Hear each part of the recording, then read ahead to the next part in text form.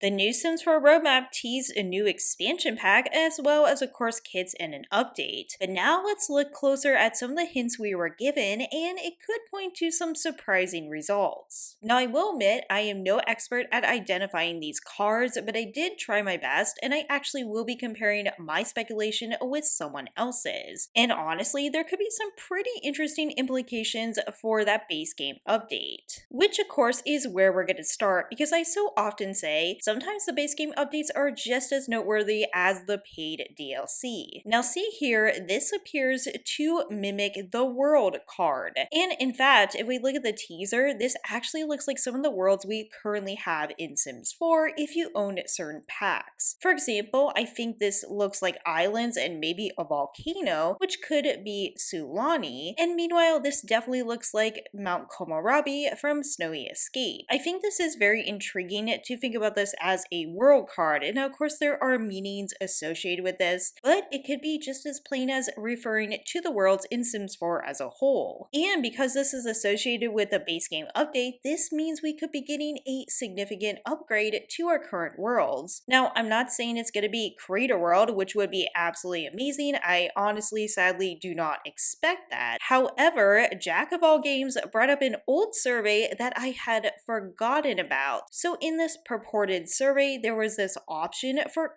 customizing the town. Decorate your entire town with new neighborhood editing tools. Control which Sims visit the town, and even ones that move in with a variety of new options. But imagine being able to control whether or not Vlad is showing up in Sulani. If you don't want Vlad in Sulani, maybe this could be possible in the future. This could also be possible for optimization of the game. Being able to actually adjust the overall population, or at least what townies are allowed in what worlds, could be so very helpful. So honestly, I hate to get my hopes up too, and I'm not saying this is definitely going to happen. Again, we're kind of leaping here, but it does at very least seem like they're teasing some kind of updates for Sims 4 worlds. Now honestly, I find this a little less intriguing. This is about the kits. After all, the kits are going to be what kits are. And I will say, I think the themes seem decent, but if we look here, it seems to be associated with the star. Now here, I just don't really know if this is that meaningful. So it does say it is hope and rejuvenation. Of course, if the card is reversed, it can be the opposite. It can be discouragement and insecurity. In many ways, actually having this as a motif for Sims 4 roadmap seems so applicable, because right, you have the hope and promise on one side, and then the reversed is when all the bugs come in. But moving on, we have the Grim Reaper, which of course this is fairly self-explanatory here. However, I did notice there are butterflies. And of course, butterflies are symbols of so many things, but they are also a symbol of rebirth. So I don't really know what to do with that. Obviously, we already have ways to bring Sims back to life. Some people are playing with the idea there could be some kind of afterlife or something like that. Or maybe there will be a factor as to how Sims spend their lives and what happens to them as they die. Now again, I don't expect The Sims 4 is going to go deep into this whatsoever. And even though some have speculated there's going to be an actually afterlife world, I just am not really sure I see them doing so. They definitely have surprised me in the past. And speaking of variety, I actually covered this roughly a year ago on my channel. We were talking about all these hints, and at the time I thought this concept was incredibly clever. However, as a note, I know some people consider it too morbid, and other people will say that it sounds too much like my wedding stories. And in fact, I will get into that in a moment, but I still think there are some really thoughtful details, particularly these right here. Neighbors and loved ones will bring food and flowers to the house of a family who had a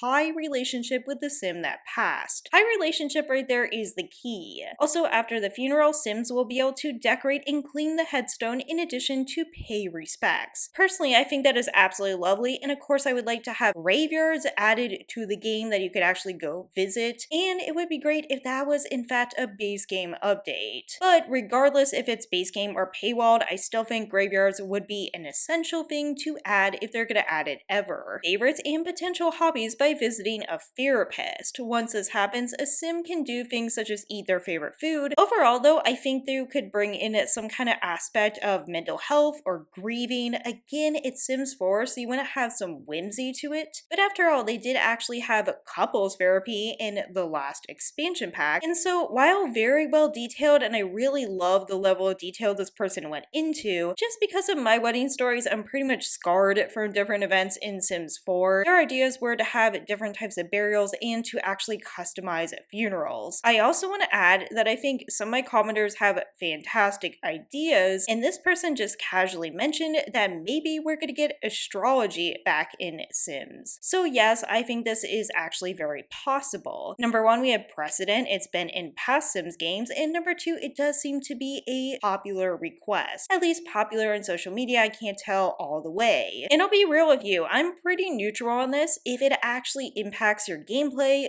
go for it. If it doesn't, I guess no harm done. But you can let me know in the comments below if you would like that and if you think it's coming. Now this person's predictions actually somewhat aligned with mine. This person actually has cards themselves, and they said they did see the world represented for the base game update. They also mentioned the star for the kids. However, one of their predictions was actually corrected by a sim guru, so judgment actually aligns with that community in-game event. And as far as what this means, I don't know if it's really that meaningful. You can let me know in the comments below. Are we going to be judging Sims for the afterlife? But it is actually an in-game event, so it'd have to be something that works independently of the new DLC. Overall, this is a very strange and interesting roadmap for Sims 4, and I'm not gonna lie, I'm actually intrigued this time. That doesn't mean I have no interest whatsoever usually. I'm always interested to see what they come up with, but I'm not gonna lie, this theme is actually really interesting to me. And I also love October and Halloween, so that could be part of it as well. My hope, as I said in my last video, is that there is realistic details, but also with some speculative and supernatural elements. My bias is I play both realistic gameplay and also with occults. That's one reason I actually really like the Sims franchise, is because they blend realism with whimsy and kind of crazy stuff going on.